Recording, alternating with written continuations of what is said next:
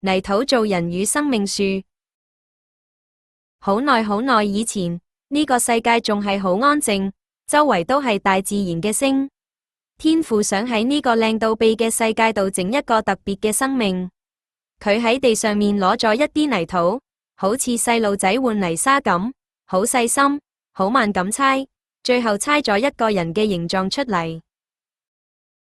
雖然呢個泥人個樣整得好靚，但佢仲未識喐，亦都未有生命。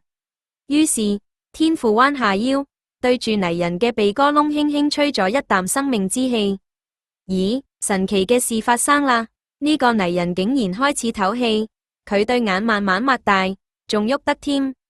天父幫佢起咗個名，叫做亞當。天父帶住亞當行入一個好大、好靚嘅花園，呢度叫做伊甸園。呢度啲草綠油油，啲花開得好燦爛，仲有4條清澈見底嘅河水喺度流。亞當喺草地上面跑嚟跑去，覺得呢度真係一個完美嘅家。喺花園嘅正中間，有2棵好特別嘅樹，一棵係生命樹，另一棵係分別善惡樹。天父叮囑亞當：亞當哦，花園入面所有樹上嘅果實，你都可以隨便食，但係唯獨係嗰棵分別善惡樹嘅果實，你絕對唔可以食啊！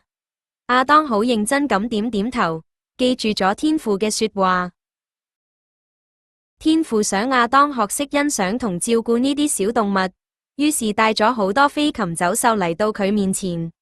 亞當要做一件好有挑戰性嘅事，就係幫每一隻動物改名。亞當睇住一隻鼻哥長長、耳仔大大的動物話：你咁大隻，不如就叫大象啦。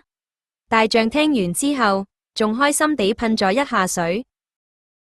接着，亞當又見到一隻頸好長，可以食到樹頂嫩葉嘅動物。亞當笑住話：你個樣咁得意，就叫長頸鹿啦。亞當改名改得好興奮，由天上飛嘅老鷹到地下爬嘅小甲蟲，佢都一一改好咗名。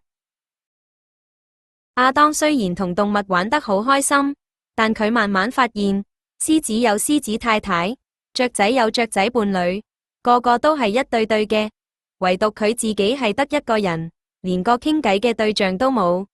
天父見到亞當咁孤單，就話：亞當一個人住唔係咁好，我要幫佢整一個合適嘅伴侶嚟幫佢。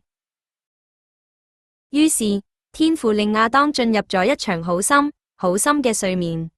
趁亞當瞓到呼呼聲嘅時候，天父好溫柔咁喺亞當身上攞咗一條肋骨，再用泥土將傷口補返好。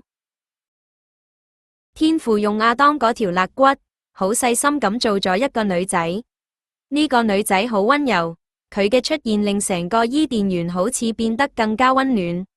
天父牽住呢個女仔嘅手，慢慢帶佢去到啱啱醒返嘅亞當面前。佢嘅名就係夏娃。